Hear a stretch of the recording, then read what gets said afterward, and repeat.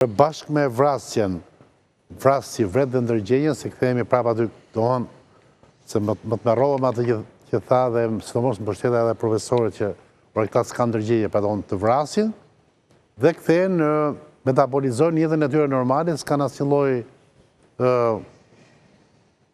turbulence, pulsi është bazdon, pulsi është i qetë. Por marrin traumë. Ha? Përjetojnë trauma, po. Okej.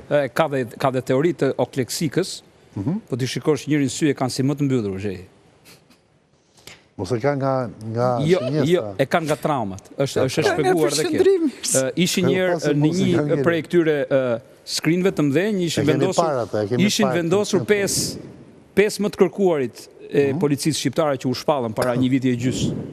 Dhe po t'i shikoje, të 5 kishin probleme të traumave. Në antropometri. Sepse të gjitha ngjarjet që ata kryejnë, vrasjet që bëjnë, mënyrat se si vrasin njerëzit, lën gjurmë në psikikën e tyre, lën gjurmë emocionet e personave që ata vrasin, në reagimet e tyre, fjalët që ata thonë, por normalisht edhe kushtet në të cilat vrasja kryet.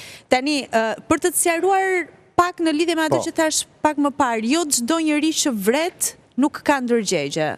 E specifikova dhe veçova, janë vetëm personalitetet antisocial ku kemi prezent psikozat. Pra kemi dhe njerëz që vuajnë nga sëmundje të rënda mendore, që kanë atë ftohtësinë emocionale dhe janë të prirur të kryejnë krime. Me këtë ekspertizë nxjerrin gjithë pafajshëm në këtë. Absolutisht, ndaj thash, duhet bëjmë veçime.